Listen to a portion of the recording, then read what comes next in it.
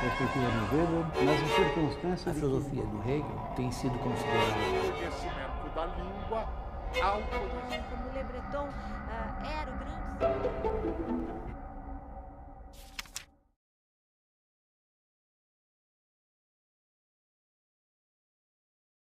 Hoje, temos um tema que nos levará a um confronto, evidentemente muito rápido entre o pensamento do Weber e de um autor quase contemporâneo, quer dizer, do final do século passado, que é o Niklas Luhmann. E o pretexto para isso é algo que mais provavelmente seria uma tese a ser defendida do que algo que possa afirmar sem mais, e também não é assim corrente no debate sobre Weber, por exemplo. A tal tese seria a seguinte, de que ele é um representante iminente de um tipo de pensamento social entre os grandes clássicos que está orientado mais para o tema da seleção do que para o tema muito clássico da acumulação. Por isso que eu vou tentar fazer esse confronto. Uma certa altura, logo no início dos nossos encontros, falando de Weber, eu o aproximava de duas figuras fundadoras do pensamento social, sobretudo do pensamento político moderno, Maquiavel e Hobbes. E tentava assinalar que se em Maquiavel o componente explicitamente moderno do pensamento vem à tona quando ele entende o poder como relação e não como uma qualidade, um atributo de alguém. E se em Hobbes um componente moderno está associado à sua concepção de poder, que não é pensada como relação, mas sim como um recurso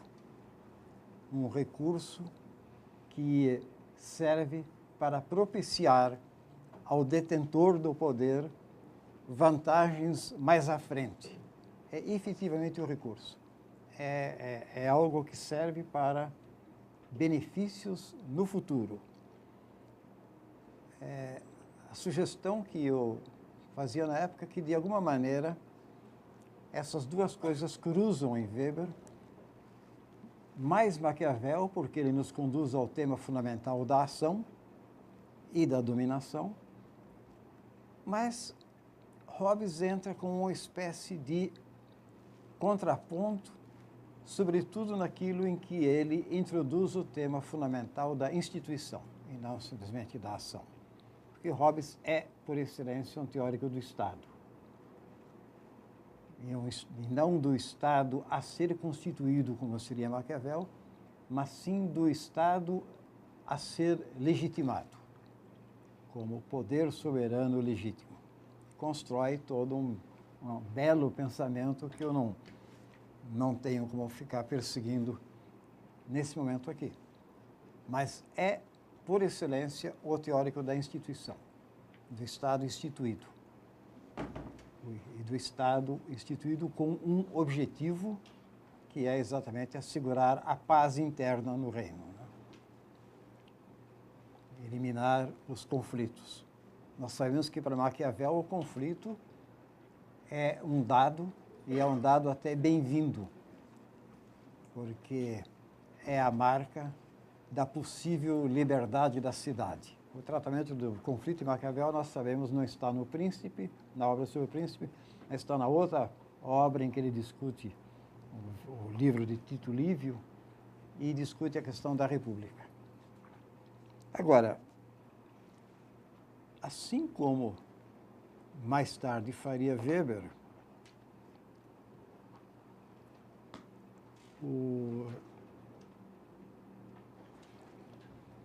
vou corrigir aqui, vou passar direto a Weber, senão me perderei em Maquiavel e Hobbes. Vejamos o caso de Weber, só para caminhar no sentido do nosso problema de hoje. Então, uma concepção, digamos, maquiaveliana de poder como relação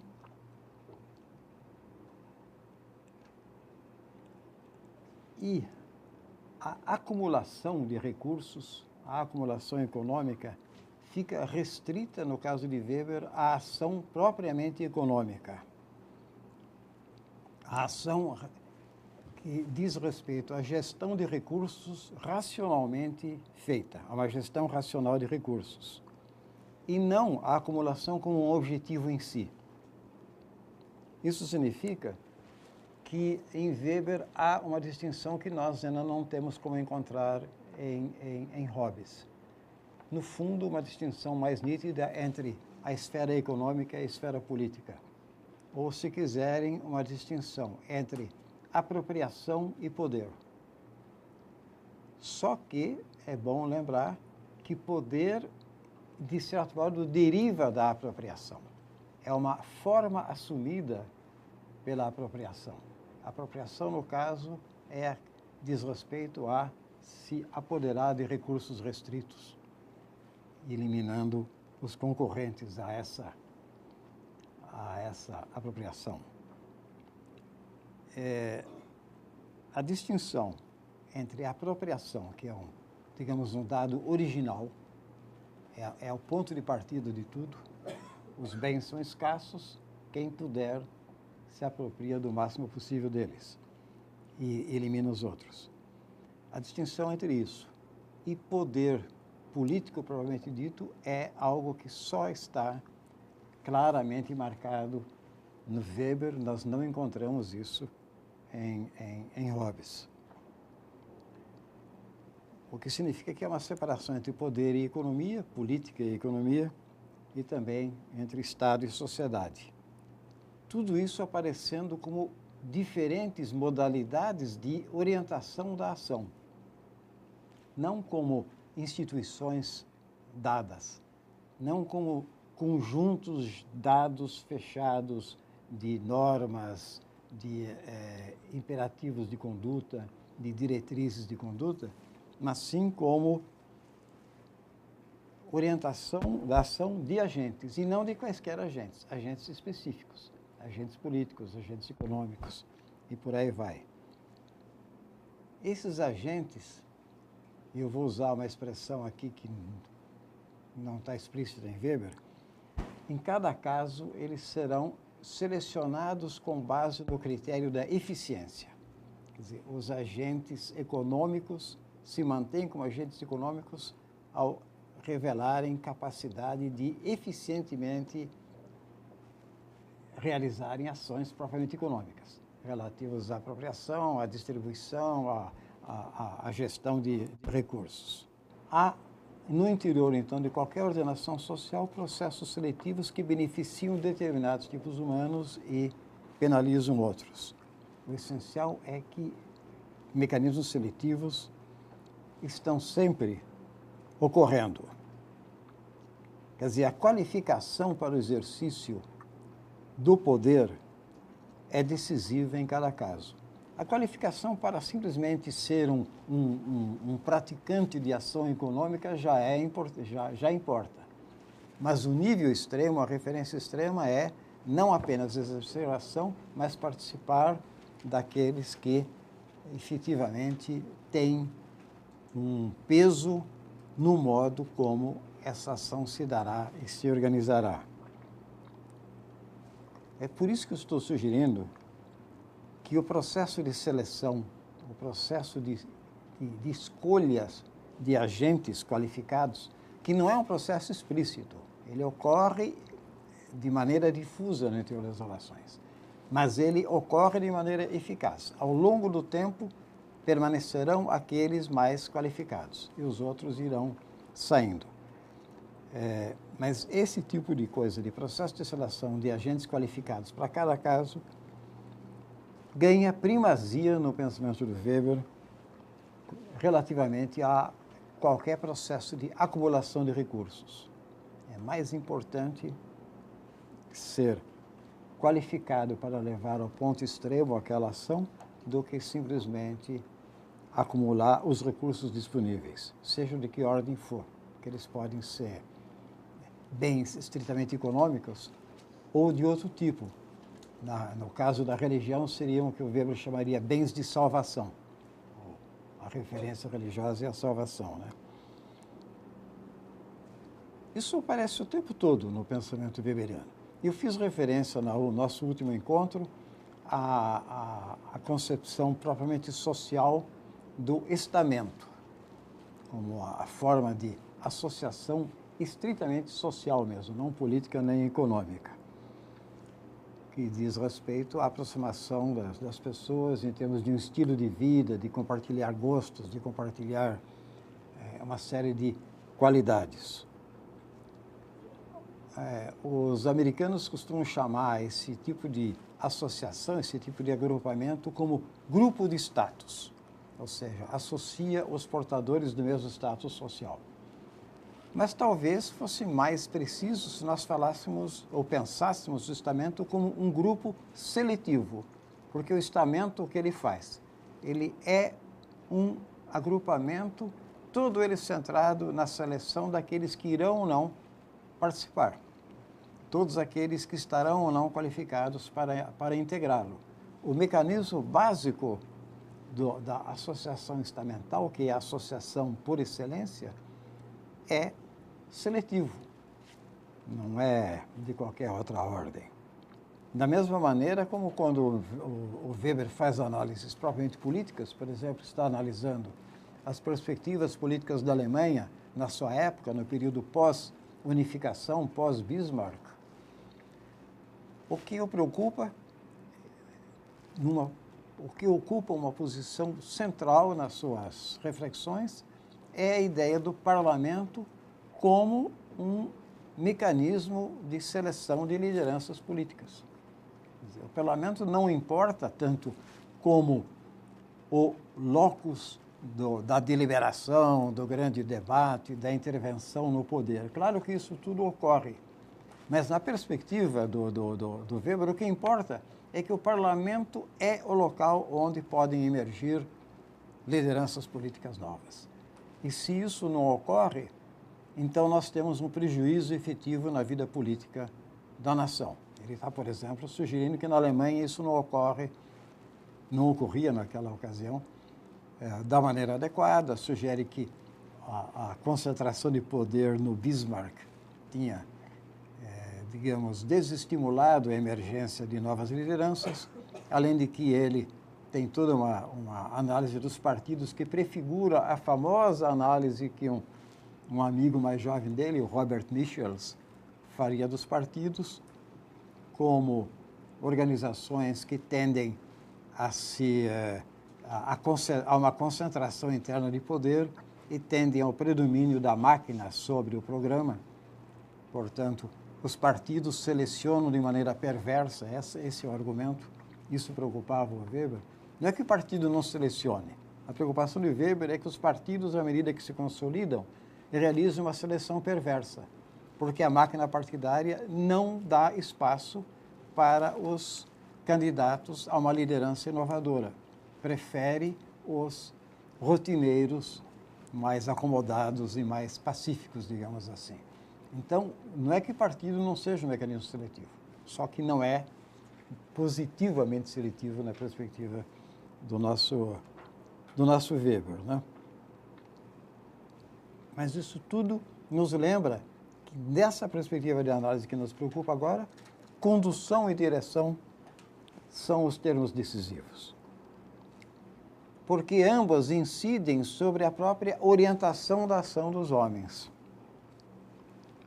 Ou seja, incidem sobre o significado que as ações têm para os agentes. Elas imprimem um sentido às ações dos agentes. Ou seja, direcionam de alguma maneira. o essencial na perspectiva que eu estou adotando aqui é que sentido diz respeito à direção que se imprime à ação. E condução e direção são mecanismos sociais que exatamente permitem que se influa de maneira eficiente sobre essa direção da ação. Isso está relacionado com a tal centralidade da ideia de sentido no pensamento do Weber. Na realidade, se pegar o pensamento dele, você tem duas dimensões em que sentido é fundamental. Primeiro, o sentido da unidade à ação. Ou seja, se eu imaginar que uma ação não é um movimento isolado, mas é, na realidade, uma sequência de atos, quer dizer, isso da maneira mais rudimentar, não é? Levantar daqui, dirigir-me até a porta, fazer determinados movimentos na porta, etc. e tal, são atos isolados que podem configurar uma ação se, no final das contas, se descobrir que havia um sentido nessa minha ação, né? Nesse conjunto de atos. Por exemplo, o sentido que os senhores devem estar agora gostando de imprimir aos seus atos, qual seja, ir até a porta, abrir a porta e sair, né? E eu seria obrigado a perceber que isso tem um sentido. Bastante embaraçoso para mim, mas teria um sentido. O sentido é a unidade de um conjunto de atos. Isso é uma perspectiva. Mas o outro é que o sentido, tal como o termo já diz, indica que essa unidade tem uma direção, é vetorial, se você me permitirem o termo. Ela aponta para algo, o que significa que traduz uma intenção do agente. Traduz uma intenção.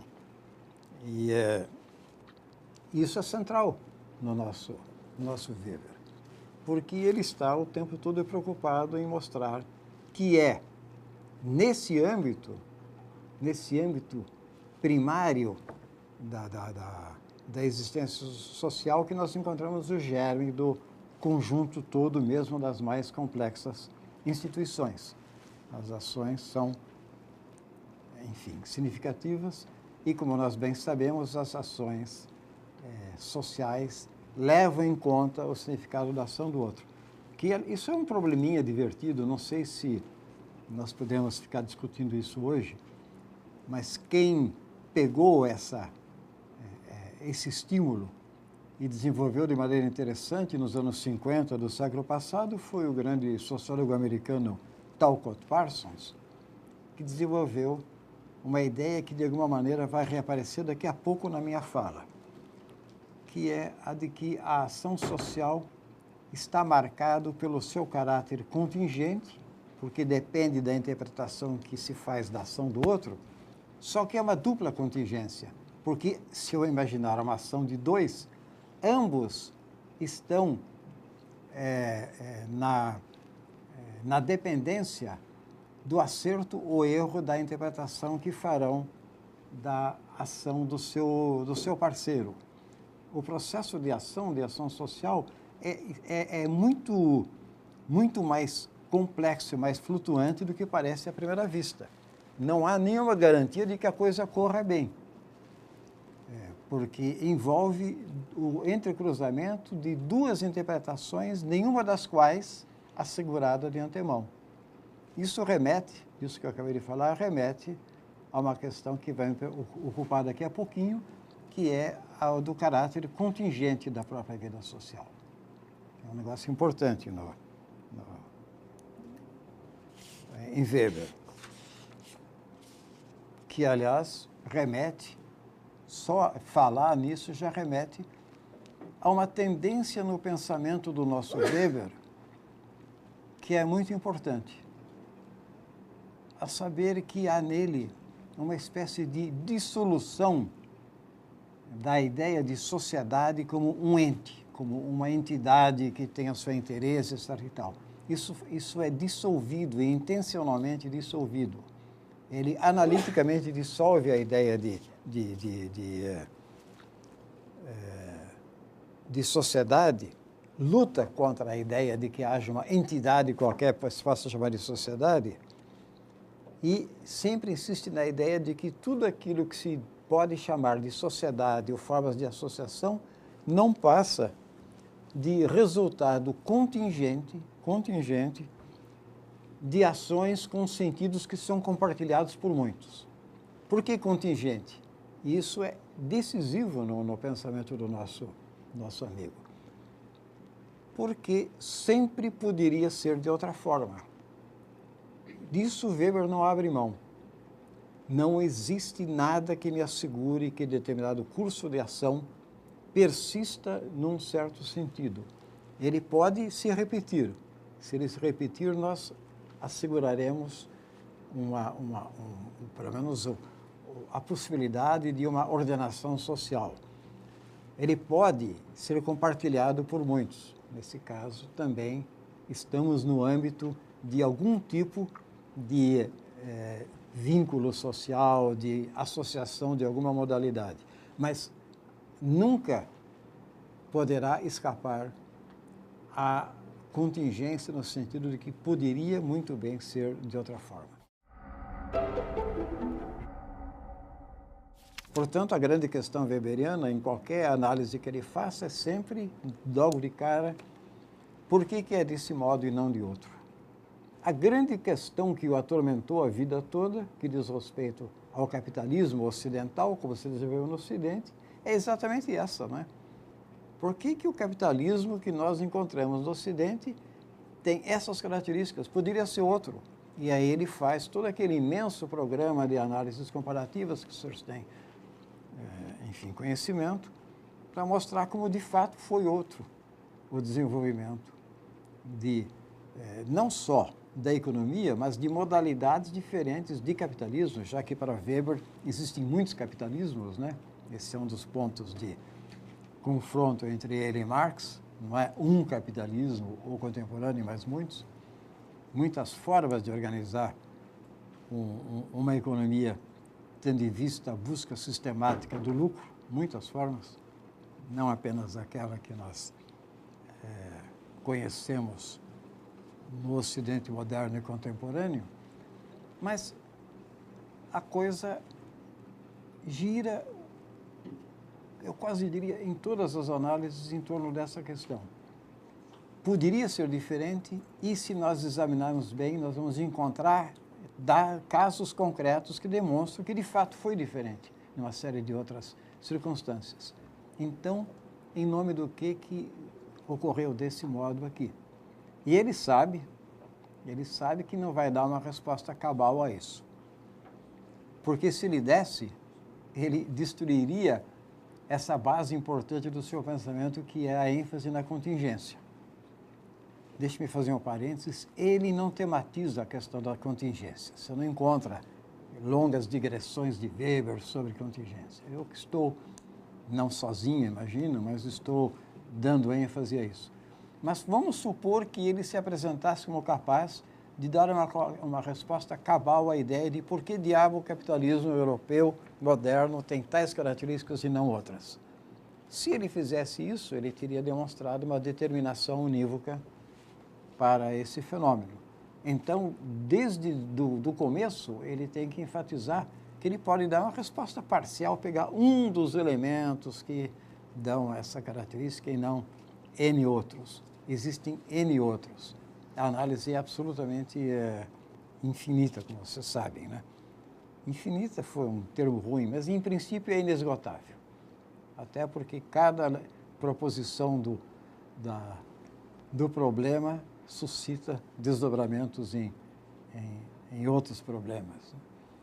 A saber, de alguma maneira, sugerir que existem N alternativas em cada caso. E isso realmente seria praticamente destruir qualquer possibilidade de fazer uma ciência da sociedade que o nosso Weber estava tentando fazer. As alternativas não são, de modo algum, infinitas e provavelmente nem mesmo inesgotáveis. Elas são, em cada caso, em número restrito, mas são suficientemente numerosas para assegurar que cada solução possa ser vista como contingente. Agora, são restritas. Você pode, em princípio, tentar cercar. a multiplicação de análises, eu tenho que me corrigir aqui. Não é bem o caso de que você passe o resto dos séculos procurando resolver um problema sobre uma configuração histórica específica e nunca chegue a nada. Em princípio, você pode cercar e esgotar as respostas relevantes. O que provavelmente vai acontecer é simplesmente que, a partir de um certo momento, aquela questão não seja mais tão importante, não seja considerada tão relevante, e a sua atenção se volte para outras coisas. Porque aí eu lembro, como vocês bem sabem, que a atenção de Weber está sobre os problemas que compõem a ciência, e não sobre os objetos de análise. E os problemas mudam, conforme os momentos, as configurações históricas, eles mudam. Então, a ideia de que se passe um número X de anos cercando obsessivamente a mesma questão, ela perde muito da sua força quando considerarmos que, nesse número X de anos, provavelmente outras questões demandarão atenção também, ou até maior. Então, sempre haverá digamos, um vazio, um ponto cego na explicação. Mas isso é intrínseco a esse tipo de ciência, né? Isso significa, de certo modo, que sendo as alternativas a cada situação em número finito, elas obedecem a certas restrições, obedecem a certas condições que são historicamente dadas, e impõem as suas condições àquilo que nos interessa, a contingência continua tendo vigência, mas ganha o caráter de algo que eu vou designar com um termo completamente arbitrário, que eu acabo de anotar aqui, que é o de indeterminação regrada. Indeterminação regrada, talvez eu ainda vá patentear esse termo, né? Mas ele sugere essa situação em que você não tem como encontrar uma determinação estrita, mas também não tem uma indeterminação plena, porque existem restrições, porque existem condições que podem ser localizadas, existem restrições à flutuação dos diversos elementos que compõem a questão em tela, e por aí, então, ao invés de ser, digamos, pura indeterminação, é indeterminação regrada.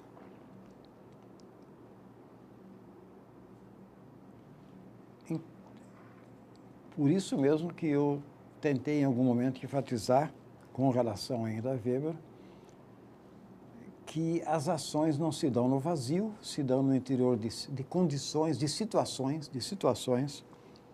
que são entrelaçamentos de orientações de sentido. Quer dizer, a orientação de sentido dos múltiplos agentes se entrelaça de certas maneiras, isso que eu chamo de situação.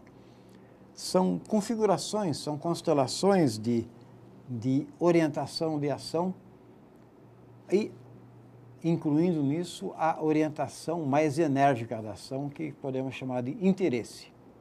Interesse é, digamos, a orientação de ação que mais mobiliza o agente. Isso constitui aquilo que no outro momento eu chamava da malha de sentidos que se vai constituindo na vida social. Entendendo essa malha não só no sentido de uma tessitura, mas no sentido dinâmico de um campo de forças que se vai constituindo de maneira cada vez mais denso e mais fino. Olha, essa tal malha significativa, o termo é meu também, ela tem uma característica que muito preocupou o nosso Weber. Quer dizer, quanto mais se desenvolve um certo complexo de ações, mais estreita e mais internamente consistente se torna essa malha. O que significa? Cada vez mais há restrições a alternativas. A malha vai se fechando, o entrelaçamento das ações vai se tornando mais consistente e mais fino, e a tal contingência de que eu tanto falava antes começa a correr risco, porque as restrições à existência de alternativas aumentam. É preciso satisfazer muitas condições para ser uma alternativa para aquele curso de ação que é dominante, no caso em tela. Isso que eu acabei de falar é uma das maneiras de nos aproximarmos do clássico tema weberiano da racionalização. O que eu queria agora enfatizar nesse passo é que o termo-chave no que eu acabei de falar é desenvolvimento. Desenvolvimento. Eu falava, quanto mais se desenvolve o complexo de ações. Com isso, eu aponto um tema central, que é exatamente o desenvolvimento. Eu, de propósito, não estou usando o termo evolução. Existem interpretações de Max Weber que lhe atribuem um caráter de uma teoria de tipo evolutivo, até mesmo no sentido brando, não no sentido pesado do termo, um tipo de pensamento que poderia ser analisado como uma modalidade de darwinismo social, ou seja, usando categorias da teoria da evolução da espécie para trabalhar a vida social. É óbvio que, nesse caso, as ideias de adaptação e seleção ocupam o centro das atenções. Eu confesso que, pessoalmente, já há algum tempo, estou fascinado com o papel que a ideia de seleção possa ter no pensamento de Weber e de outros, mas só agora, muito recentemente, eu tomei conhecimento de que há gente, sim, especialmente um autor inglês muito importante, que vem trabalhando direto com a ideia de que eu posso pensar um pensamento de tipo weberiano sob uma matiz, ou uma matriz, digamos, melhor dito, evolucionista. Mas a questão mesmo é desenvolvimento. Eu não seguiria um caminho de falar de uma evolução, no sentido de mecanismos adaptativos de longo prazo, mecanismos que eliminam determinados, digamos, agentes, no caso, e dão espaço para outros. Por mais que eu acho que a coisa da seleção é forte, pensar isso numa perspectiva de uma teoria de tipo evolucionista, eu não tenho coragem de ser evolucionista a esse ponto. Mas pode ser que haja ótimos argumentos. Agora, desenvolvimento, sim, isso é central, isso dá para defender. Eu estou falando de desenvolvimento aqui no sentido mais literal do termo, no sentido mais exato, se vocês quiserem, do termo, que é o de desenvolver. Desenvolvimento como desenvolver de uma determinada coisa ao longo do tempo. Ou seja, separar o que está emaranhado, o que está junto. A rigor, desenvolvimento é isso. A separação ao longo do tempo de determinadas linhas constitutivas de, sei lá, um objeto qualquer. É desemaranhar. Isso, sim, nós sabemos, desempenha um papel inteiramente central no pensamento de Weber. A ideia de que, ao longo do tempo, na história das sociedades, as grandes linhas de orientação da conduta vão ganhando perfil próprio, vão se separando, vão deixando de existir numa configuração em que tudo se liga a tudo, tudo está emaranhado com tudo e nada tem caminho próprio, diretrizes próprias e por aí vai. Toda a análise macro que o Weber faz, a análise que ele faz dos processos da modernidade, processo de racionalização, etc. e tal, vocês sabem, que está montada na ideia da constituição cada vez mais nítida. Eu ainda voltarei a esse termo nítida, mas não hoje. Mas anotem aí como um desses termos-chave. A constituição cada vez mais nítida de linhas distintas de ação, que dizem respeito a modalidades diferentes da condução da vida. Uma linha de ação religiosa, uma linha de ação econômica, uma linha de ação política, uma linha de ação estética e por aí afora.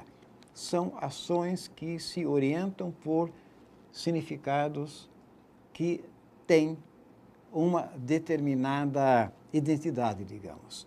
Quer dizer, a referência à salvação ocorrerá na orientação da ação religiosa e não em outra.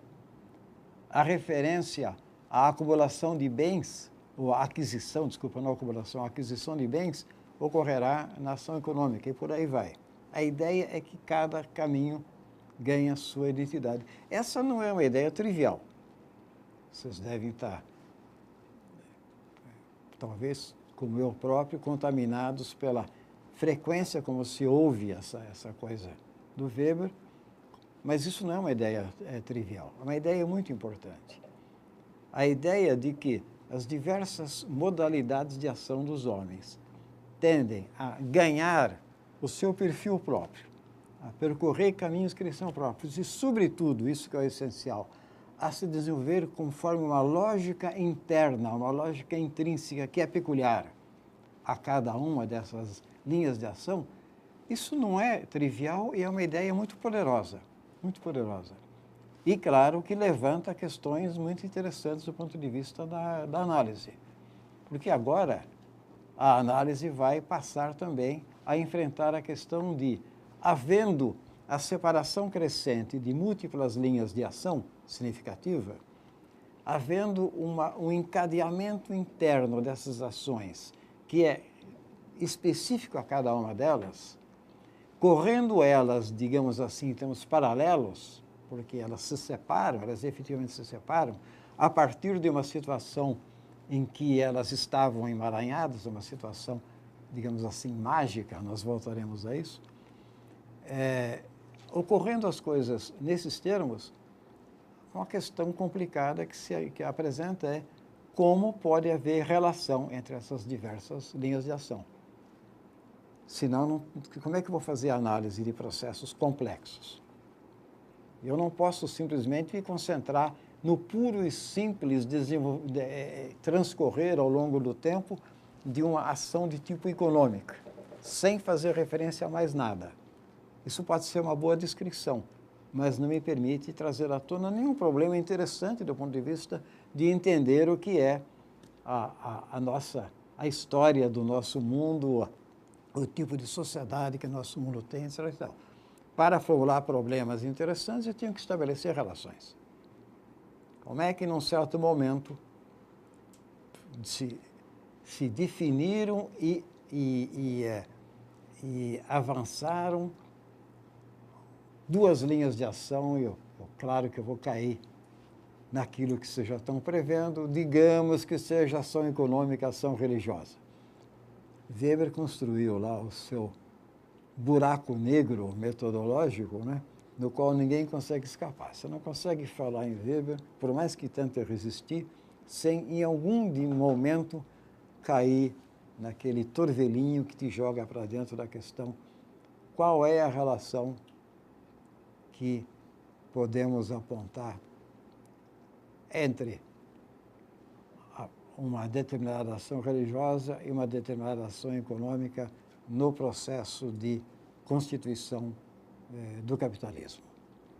Quando ele discute essa relação, no caso, entre uma orientação da ação, uma ética, como ele diz, religiosa, e uma orientação da ação econômica, e sugere, na sua análise, que a ação econômica de tipo capitalista europeia moderna não teria os traços que tem se não fosse a sua coabitação, digamos, com uma ordem